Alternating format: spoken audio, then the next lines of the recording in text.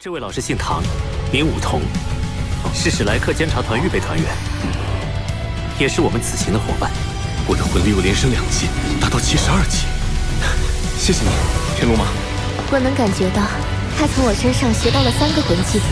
我终于完全进化为黄金玄武武魂了，比普通的玄武品级还要高，而且完全稳定。你的生灵守望之刃把生灵守望之精吃了，这生灵守望之精这么多，小师弟，你别吓我。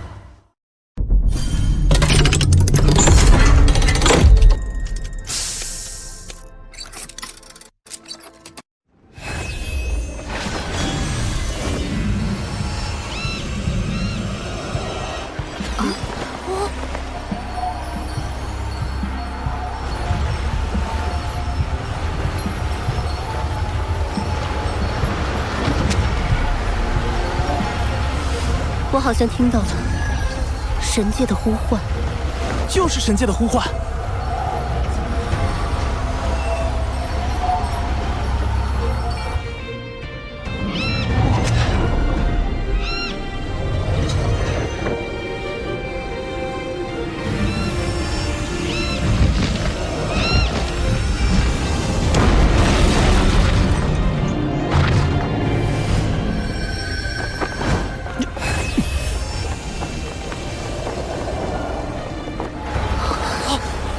怎么没了？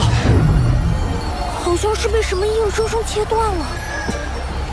是帝天的逆鳞。这么快就来了吗？不过，你皆承载着我帝皇瑞兽的气运，此生就只能留在星斗大森林。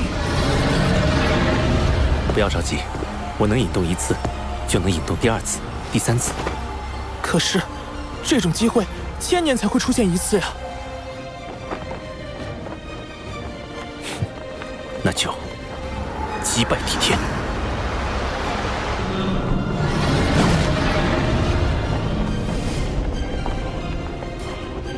他为何要这么做？总有一天，我会击败帝天。我们该怎么做？我似乎已经找到一次方法。就算帝天能遮蔽的，也只有我，而不是天。兽神也无法遮天，所以他今天慢了。宇浩，只要你尚有斗志，我们都会一直陪你走下去。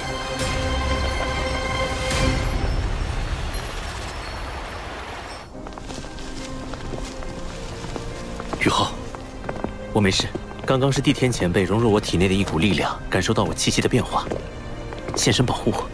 对不起，大师兄，现在还不能告诉你们真相。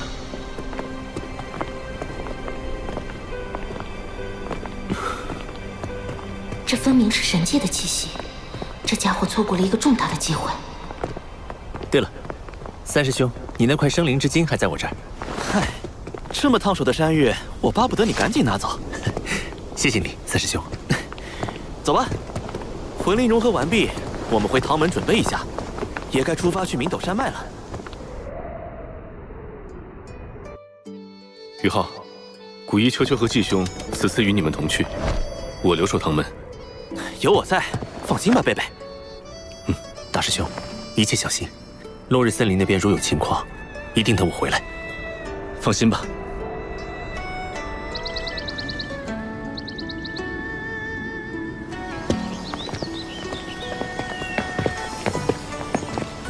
你说谎，帝天的力量打断了神界对你的呼唤，那根本不是你说的什么庇护的力量。嘘，我只是不想大家为我担心。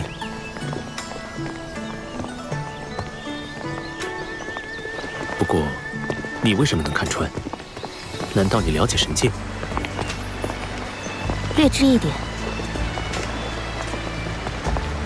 这个现象是神界有一位神奇想要把神位传给你。难道那就是传说中的神奇？或许你一生都不会再有那样的机会了。你很担心我？哼，你想多了。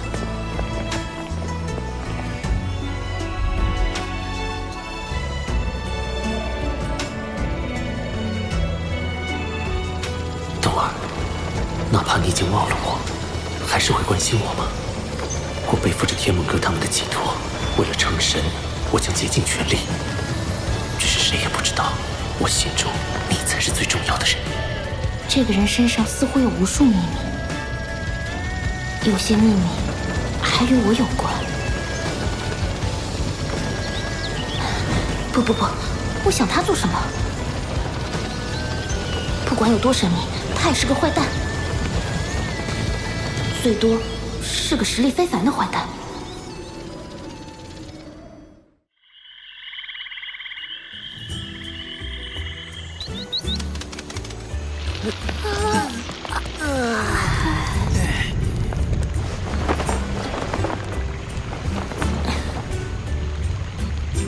太好了，今天终于能吃到宇浩的烤鱼了。那是我们都沾了武桐的光。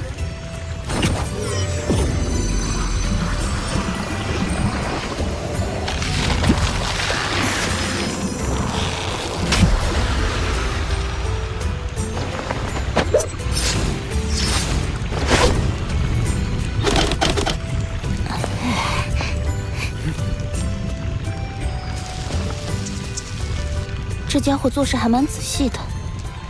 他可是烤鱼大师，当初我就是被他的烤鱼汤的香气吸引，才因此结识的。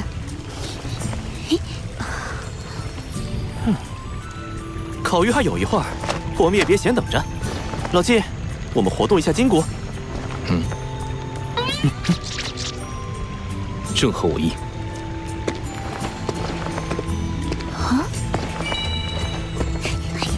顾一姐，我们去看看。武桐，你帮忙看下火候，我得去盯着他们俩，不要闹出格。好。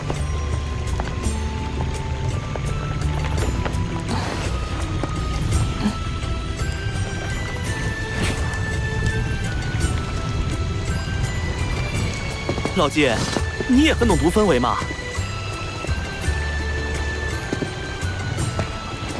废话少说，开始。不是，真打呀！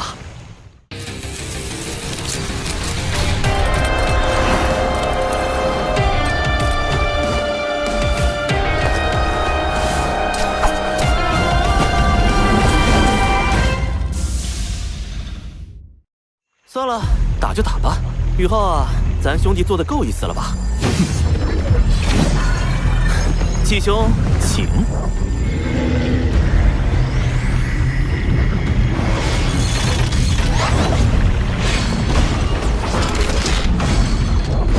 要上你上，我可不爱打架。我先闪喽！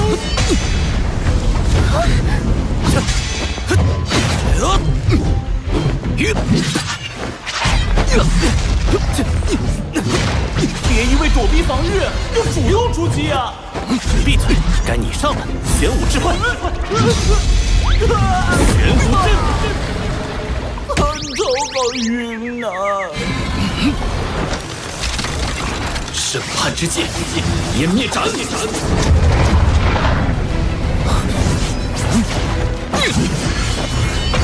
武遁阵，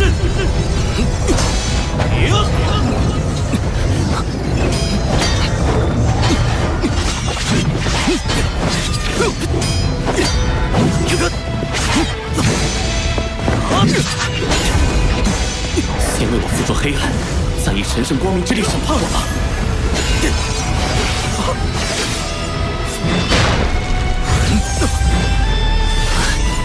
玄武之力，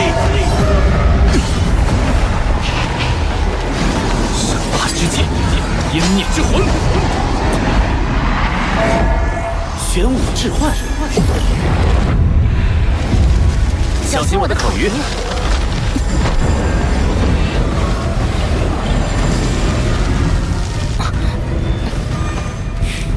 老季，就不磨蹭了，直接决一胜负吧，奉陪到底。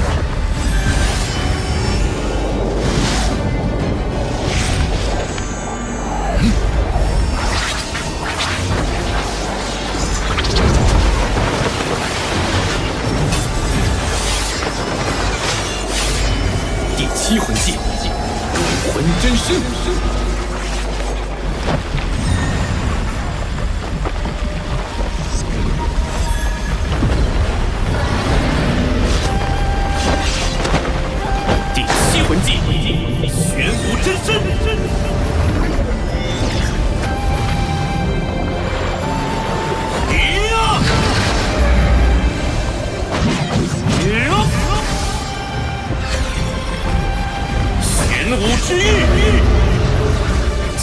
玉星辰。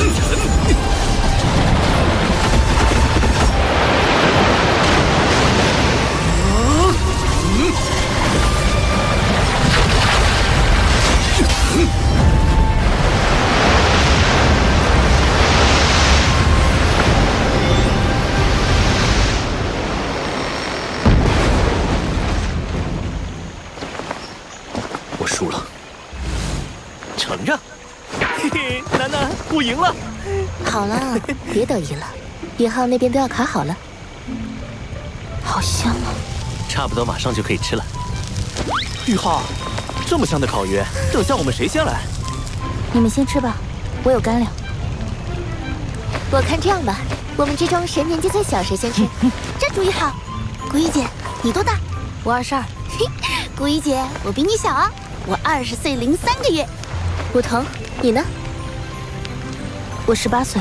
什么？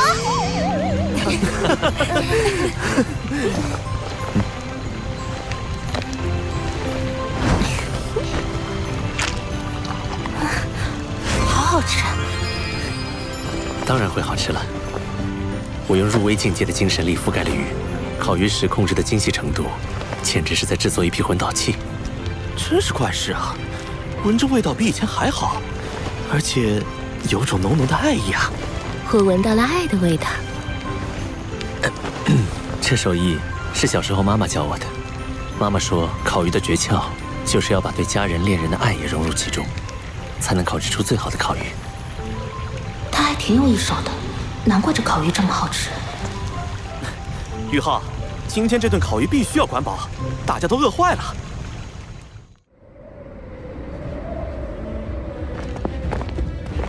我们来自史莱克学院，此次受学院命令前来支援西北集团军，还带来了玄老给白虎公爵的亲笔信。这个人好像是霍雨浩，就是那个创建了传灵塔的大英雄。对，你快去禀报元帅。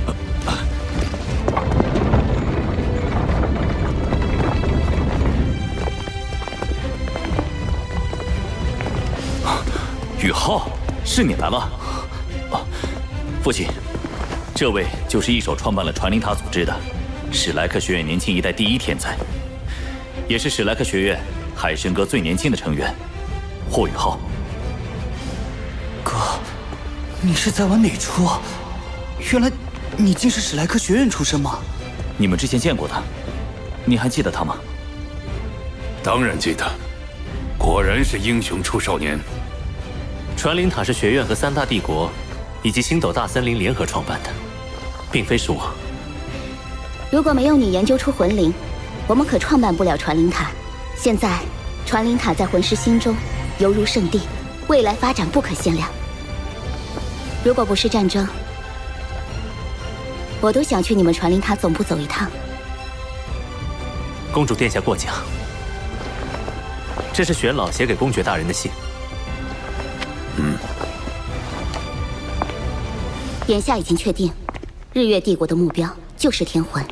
斗灵帝国已经派去援军，我们也几次对日月帝国发起进攻，试图牵制日月帝国，为天魂帝国分担压力，但收效甚微。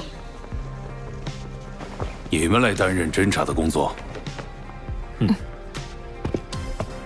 我们之所以一直处于被动的局面，就是因为日月帝国的高空探测魂导器封锁了我们的侦察，让我们对敌人根本没有了解。玄老对你们的侦察能力十分推崇，我想知道你们能做到什么程度。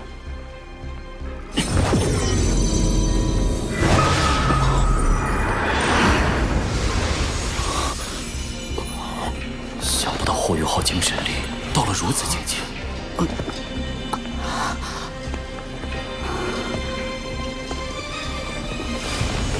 这个精神功效与2次救下我的那个人一样，他们都是精神类魂师。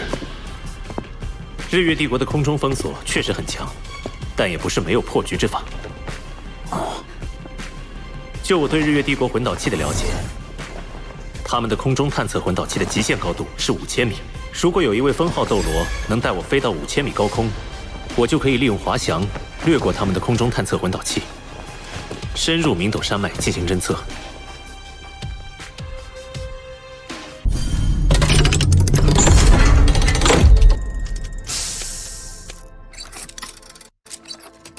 如果有一位封号斗罗能带我飞到5000米高空，我就可以利用滑翔掠过他们的空中探测魂导器，深入明斗山脉进行侦测。这样做太危险了，5000米高空也是魂师的生存极限，那里空气稀薄，而且温度会骤降到零下150度，就算极限斗罗都没办法活动太长时间。宇浩，5000米高空太危险了。我是冰属性魂师，低温对我没有影响。至于空气稀薄，我也有一定办法。放心吧，三师兄。好，宇浩，我们相信你。我就以茶代酒，祝你马到成功。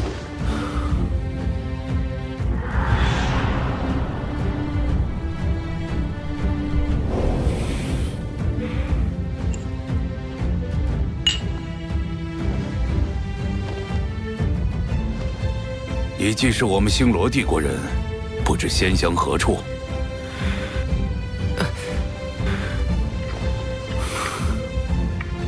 星罗城附近的一个小村庄罢了，没什么名气。好，一个小村子能培养出你这样的人才，真是难得。那是因为咱们史莱克学院人才辈出。不多做寒暄了，公爵大人，事不宜迟，我们现在就商议战术吧。你们远道而来，已经很疲惫了，而且行动开始前需要周密的研究和布置，先休息一晚吧。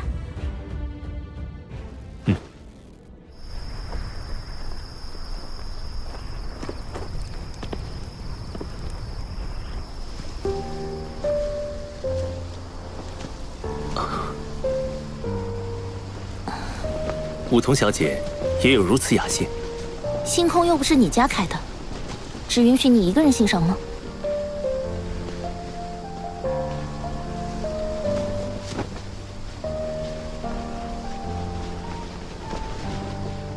你真的打算明天一个人冒险去侦测明斗山脉？如果东儿在的话，我们俩联手，成功率会更高些。我们有武魂融合技，能发挥出1+1大于2的作用。东儿，你整天脑子里除了东儿没有其他人了吗？这些天在路上，你的大情圣故事我都听烦腻了。我并不是什么情圣，我唯爱东儿一人。我今晚找你，是有件正事。第一次见到你时，我便感觉我们的魂力可以相融。不可能。好吧，我是真觉得我们有武魂融合的可能，能不能试一下？如果可以的话，未来我们在执行任务的时候，战斗力会得到极大增强。2个魂圣如果施展武魂融合技，加上你强大的武魂，威力可观。好吧，就看在你烤鱼的份上。不过，我只给你1盏茶的时间。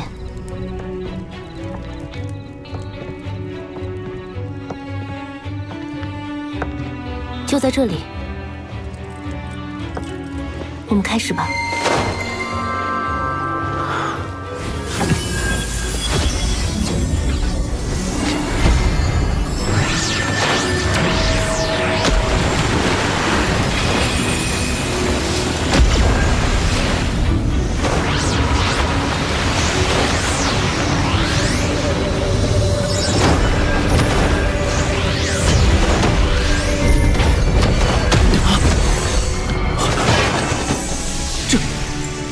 一定是哪里出了问题，再来。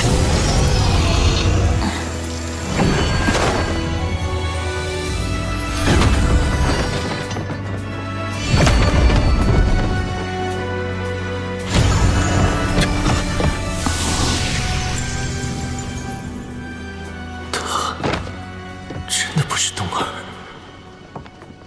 武魂融合哪有那么容易？如果可以，我会没有感觉。喂，你怎么了？对不起，打扰了。不就是魂力不能相容吗？他怎么跟得知伴侣死讯似的？为什么我有种心痛的感觉？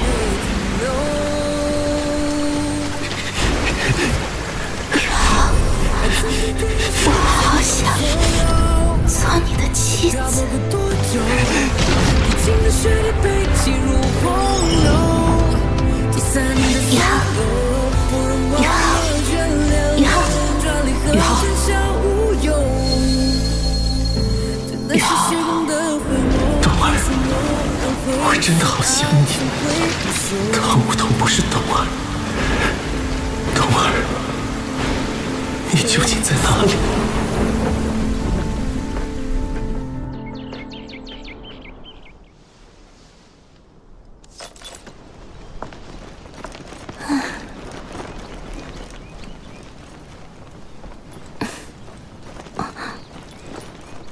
这家伙昨晚的反应很不对劲，我要不要关心一下他？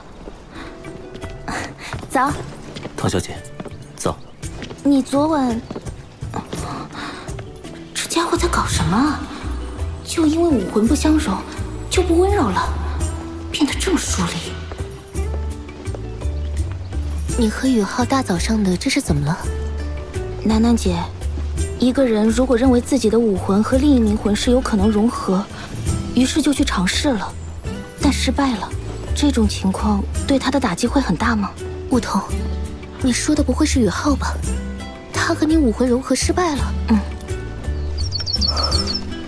没想到竟会是这样，我们错了，可能我们所有人都错了。你不要说谜语了，快讲。抱歉，梧桐，宇浩为你带来的困扰，我代他向你致歉。这对他的打击实在太大了。当初，宇浩刚来史莱克学院的时候，有一名室友叫王东，他们俩亲密无间，共同学习、修炼，一起努力，崭露头角，拿到新生考核的冠军。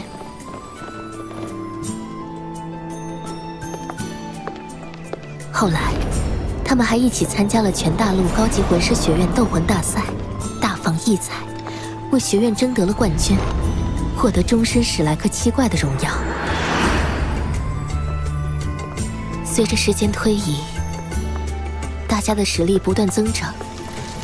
宇浩参加海神园大会，发现王东竟是女孩子，他们俩很快成为了羡煞旁人的情侣。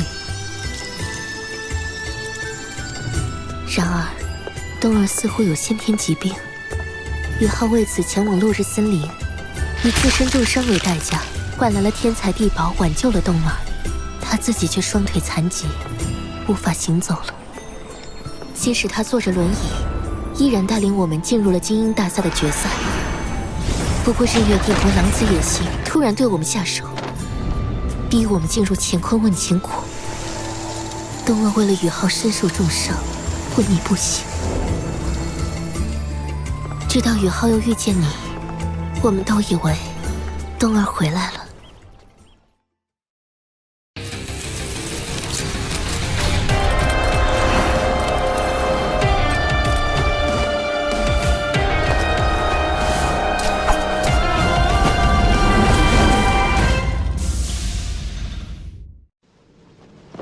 这里是明斗山脉的最高峰，一览众山小。如果我能从这里突入，日月帝国军队的整体部署，我能尽收眼底。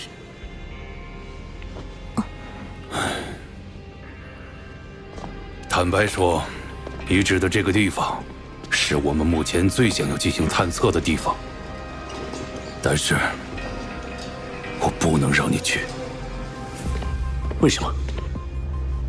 就是这个地方，吞噬了我星罗帝国200名魂圣以上级别的魂师，给予了我们重创。难道传说中接近10级的魂导器死神塔就部署在这里？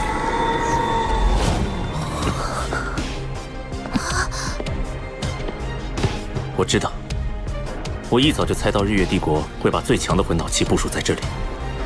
我有自己的打算。此前他们凭借这件魂导器重创了星罗帝国，肯定不会想到我会从那里突入。我这次突然侦查，一定能打对方个措手不及。还是太冒险了，我们可以从别的地方潜入侦查。死神塔是最大的威胁，日月帝国军队其他的情报都不能与之相比。放心，我有80%的把握全身而退。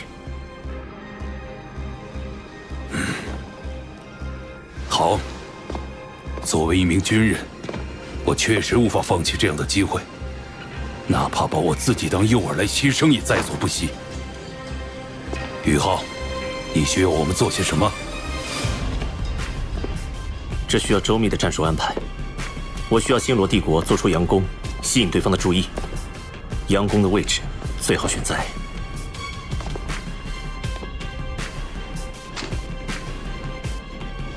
他真的要去冒险了？楠楠姐说的那些事，他今天状态那么差，真的可以吗？为什么我心中会在意他的安危呢？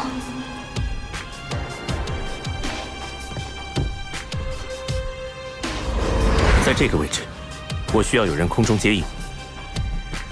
我来吧。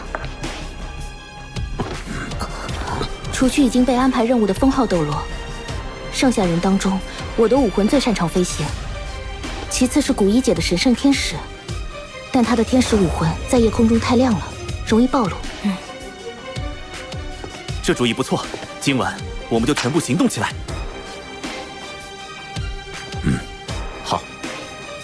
那么武桐，你作为第一道空中接应，古一在后方做第二道空中接应。三师兄、四师姐、季兄、秋秋，你们做地面接应。大家先休息1个时辰，调整状态。日落后开始行动。好。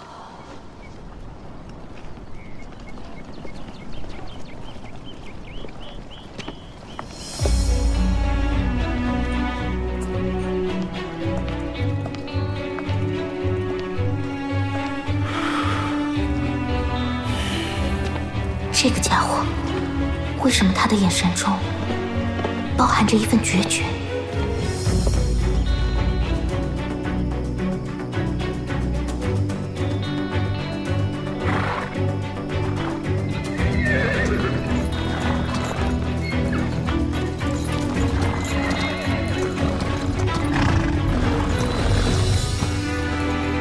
全军出发！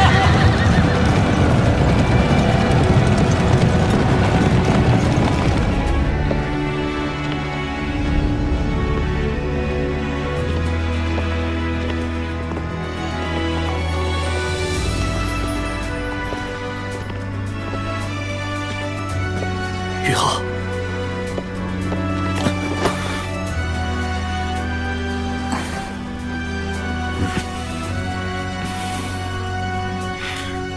我出发了，要小心，要小心。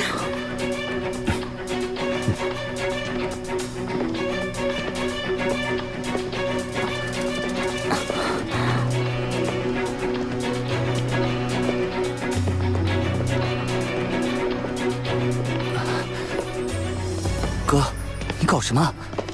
这么大仗势，今晚你要干什么去？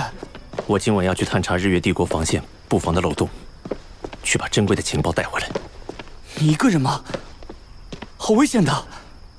洛丽，你记住一句话，就是在这个世界上，没有什么事情是不可能的。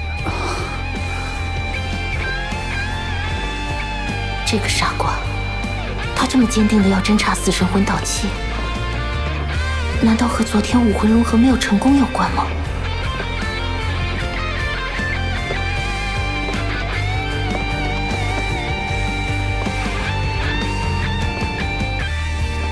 我与99公主、玄机斗罗他们商议决定，这次行动为了保密，就由我亲自送你上去。走。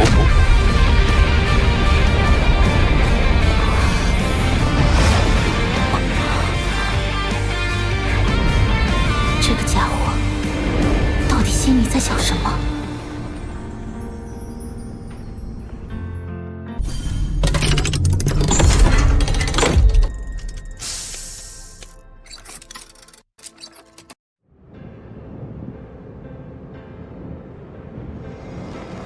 宇浩，你感觉怎么样？如果有任何不适，立刻告诉我。我们不是不能停下来。我没事，继续吧。他怎么了？语气冰冷而淡漠，是高空的极寒影响了他的情绪吗？3000米，4000米，我的飞行魂导器快撑不住了。那我做好了。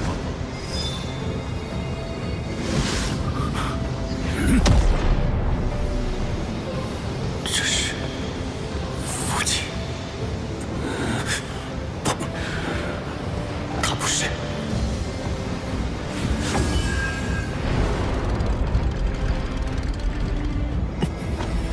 用八角玄冰草控制体温，日月帝国的热感魂导器就探测不到我。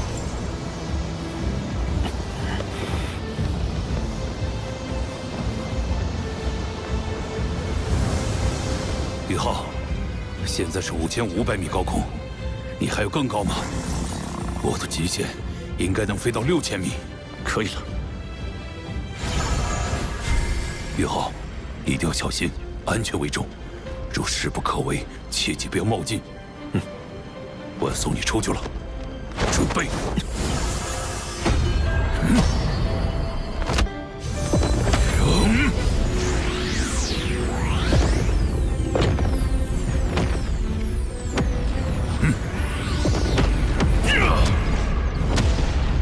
这小子有着常人难以企及的能力啊！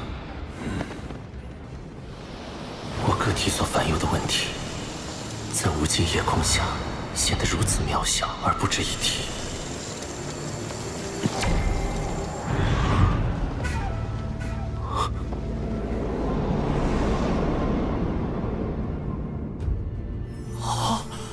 成神的机缘又来了！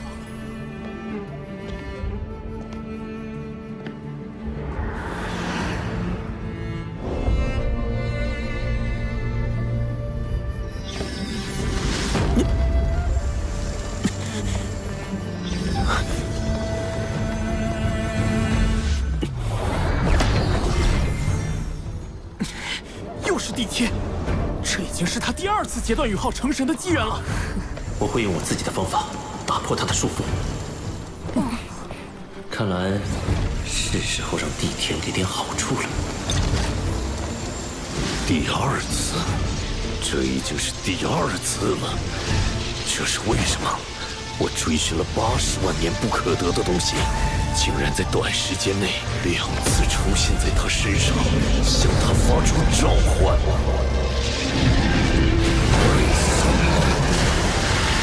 这是为什么？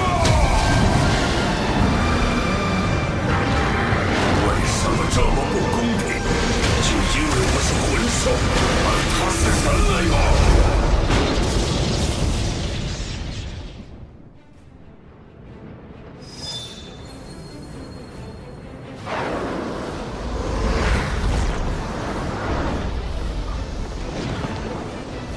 最危险的时间段有2个，其一就是我释放出精神探测的瞬间，其2是撤退时刻。我得提起100%的专注力和精神。星罗军方为了掩护我的视野性攻击开始了，佯攻开始了，事不宜迟，武魂真身。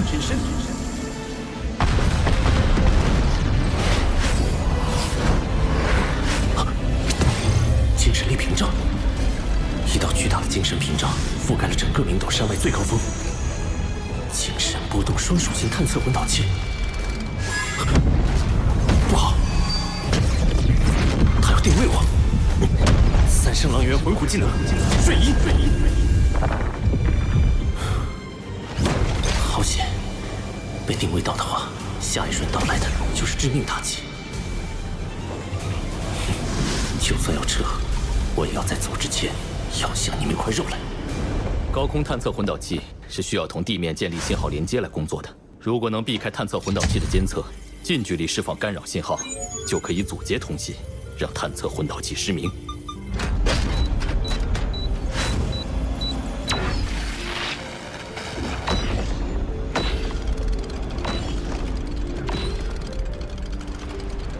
日月帝国，我也让你们感受一下失明的滋味。什么？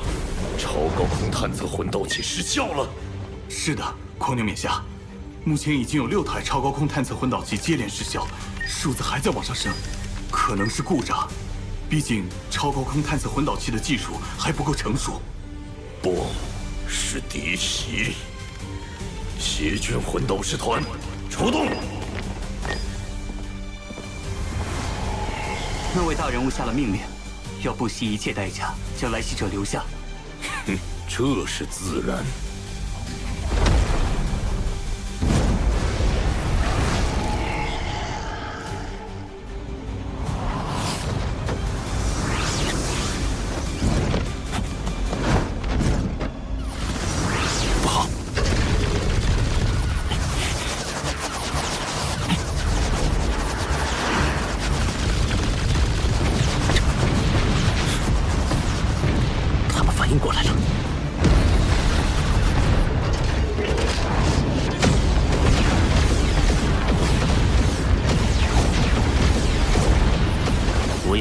被动防御，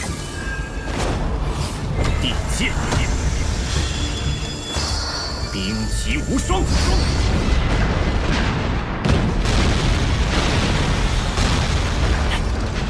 邪军魂导士团长，狂牛斗罗王叶恒，你跑不了。你我之间正好有一笔旧账还没清算。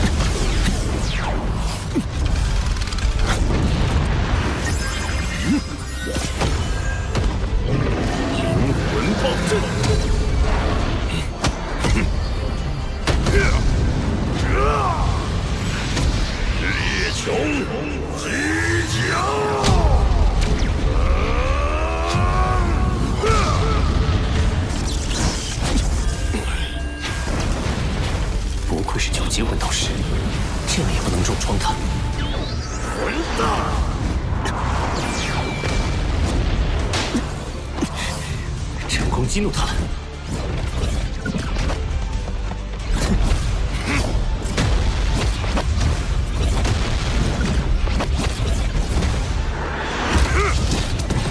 356颗烈焰天罗，全体出击！天罗地网！小子，受死吧！你的礼物还没收到，我怎么舍得死？混蛋！后会无期，玄武之化，玄武对阵。到你了，楠楠。圣衣，无敌金身。什么鬼？白白损失了我好多颗烈焰天罗。啊，怎么回事？一切寂灭了。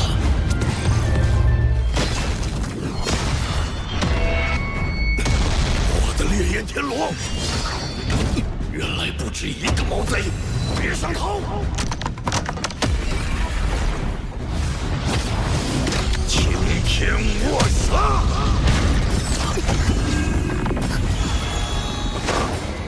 光明龙神蝶。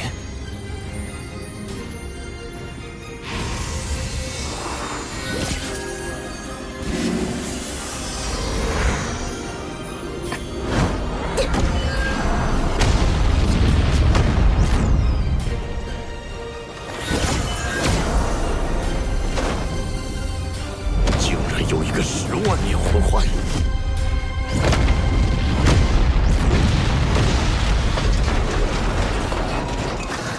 他竟能硬挡9级魂导师，那又如何？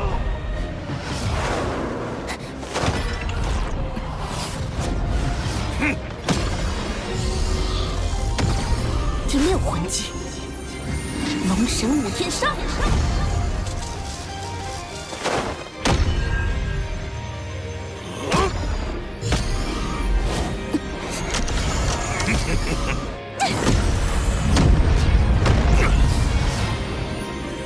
龙翼边缘有蝴蝶翅膀波浪形的弧线，龙翼铡刀。虽然相似，但这不是冬儿的国民女神蝶。王一恒，你中计了！就凭你们！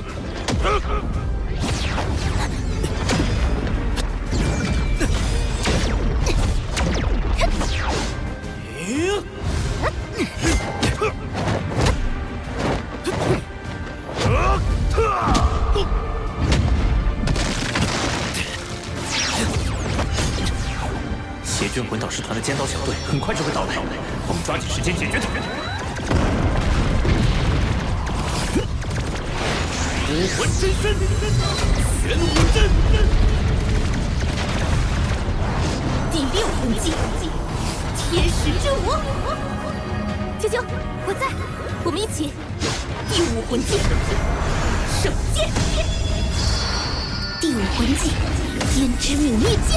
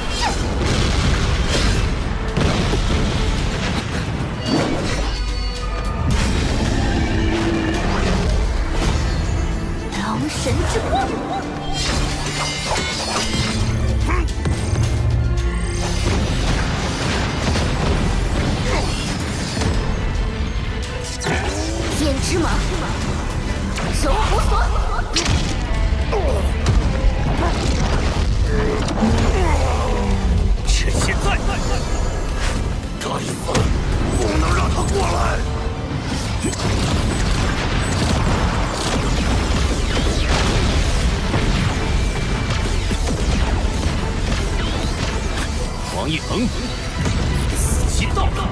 血色天罗防护罩，开！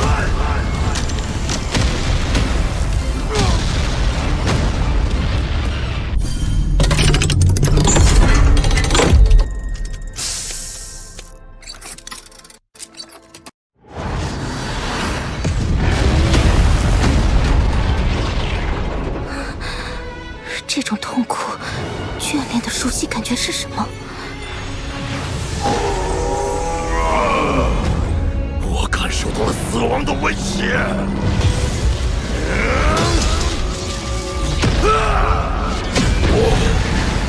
我还不能死！他要破釜沉舟！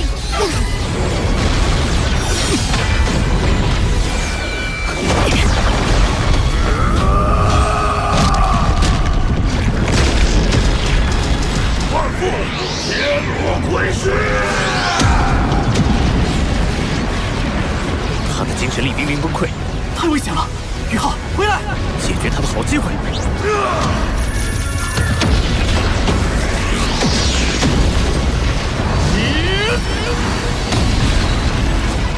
顾宇浩，我来助你。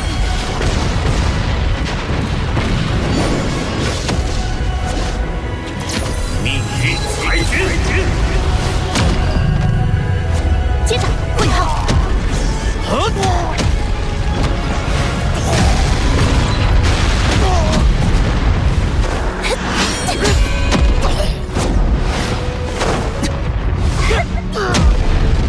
黄金龙神枪！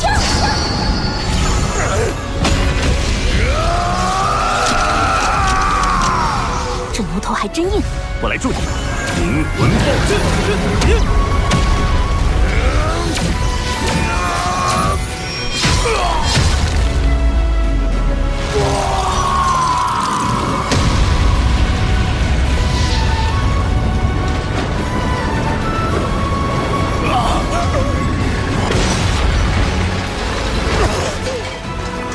我不该死，不该死！当年助纣为虐，围杀我和我的朋友时，不应该做好如今的心理准备了吗？我后悔了，我当初要是……他这一身魂导器摔坏就可惜了。古一、秋秋，收集这些散落的魂导器，就拜托你们了。嗯，没问题。团长竟然被杀了！回去复命吧，此仇我们迟早会报。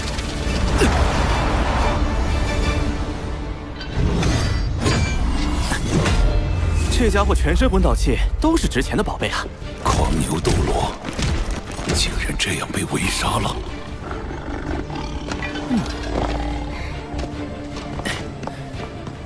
太好了！一名9级魂导师的尸体，能为帝国带来多大价值的情报？在历史上，还从未有过这种战利品。王一恒是第一个。宇浩，你怎么样？没事。魂导器都搜集完毕了。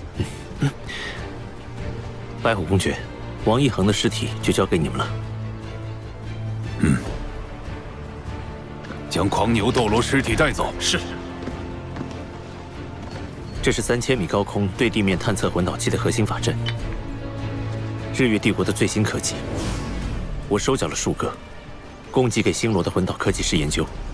宇浩，你们一行这次的收益实在难以估量。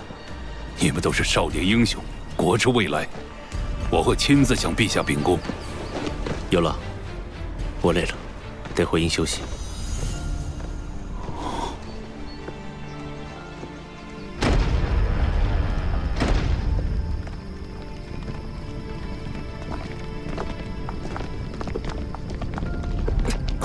宇浩，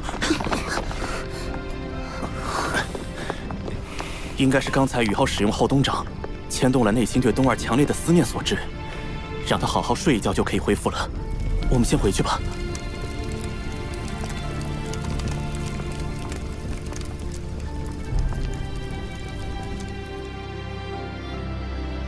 东儿，你真的还活着吗？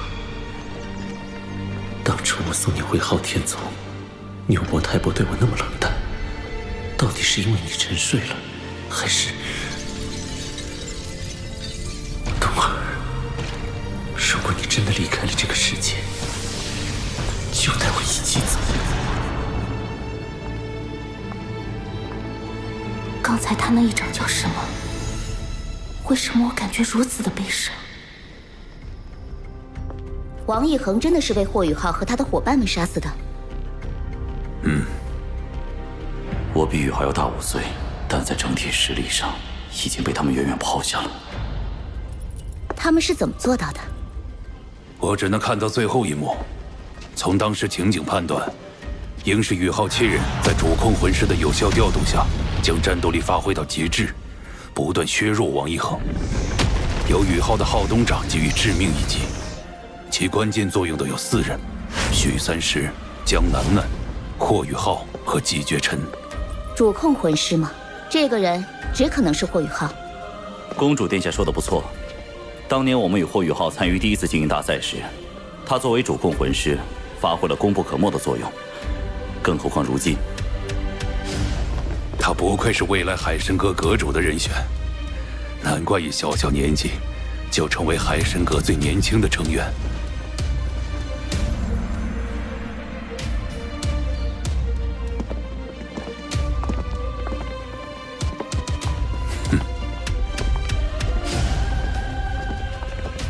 宇浩，你这次可是立了大功。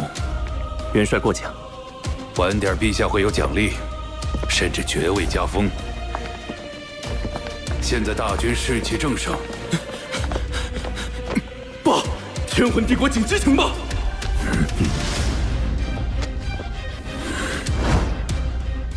斗罗大陆要掀起一场浩劫了。天魂帝国全线溃败，本体宗遭受重创，国都天斗城实现了。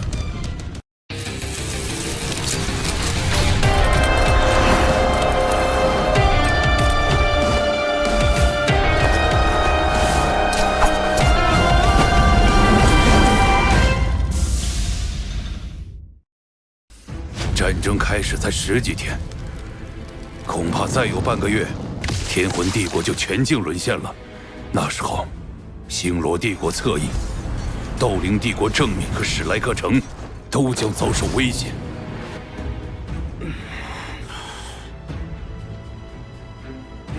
公爵，我们该怎么办？2个办法：一保守，一激进。保守之法是，我们立刻撤军，集结全部力量向学院求援，团结斗灵帝国和隐世宗门，趁日月帝国侵略天魂帝国分兵之时，与他们的主力决一死战，拼上一回。激进之法呢？孤注一掷，破釜沉舟，攻敌必救，冲入日月帝国，长驱直入，不怕他们不回援。你是说硬冲？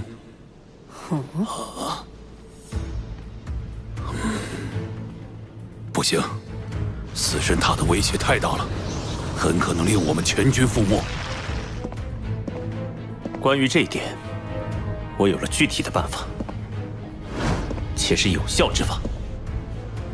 什么？我个人的极限单兵。计划是这样：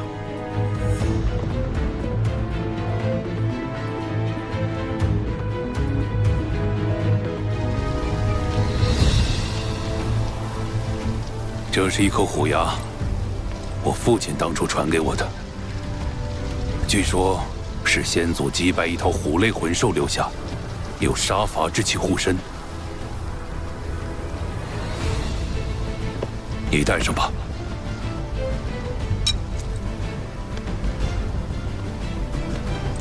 谢谢。说谢的应该是我才对，感谢你为星罗帝国做出的贡献。所有星罗人都铭记于心。我们出发吧。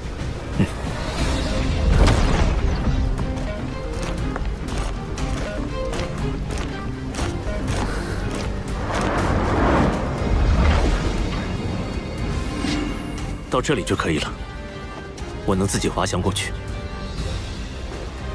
宇浩保重，一定要注意安全，无论如何活着回来。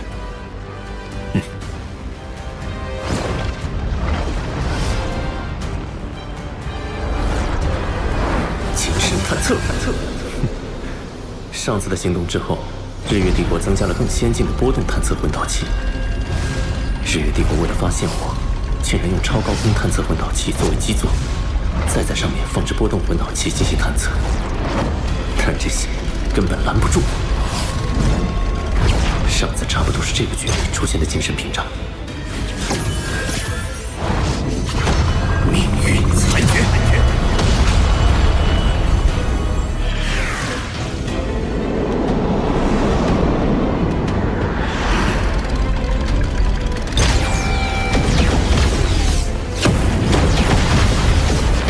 找到了。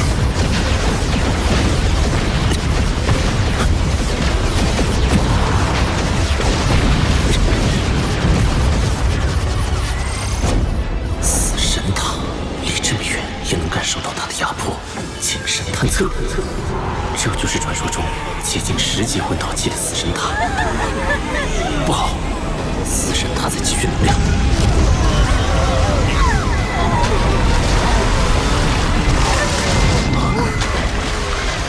刚才一股刺痛直刺我灵魂深处，仿佛跟死神擦肩而过。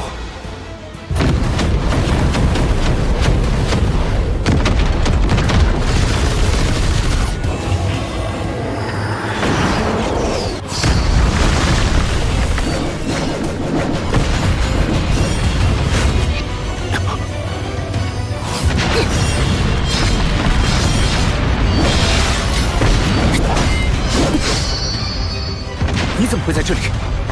这有什么？我有天赋能力，跟你一起混进来的呗。没有本姑娘的帮助，你刚才要被集火了。你怎么这么大的胆子？这里不是你应该来的地方。少废话，快说，接下来怎么办？接下来你要听我的指挥，我将你送到山上，你只需全力破坏，不用管我。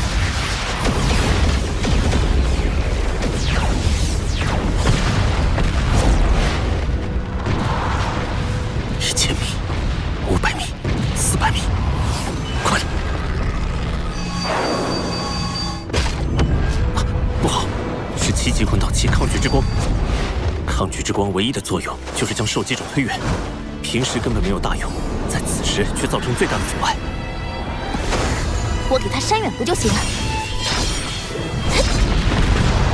地剑，冰息无双。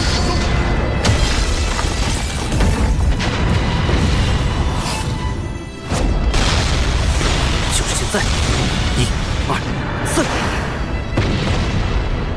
一落地，我就预备开启最强魂技，将死神塔一举摧毁。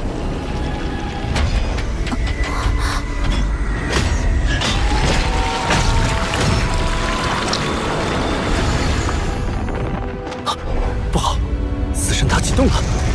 不冲！精神塔印，玄武之幻。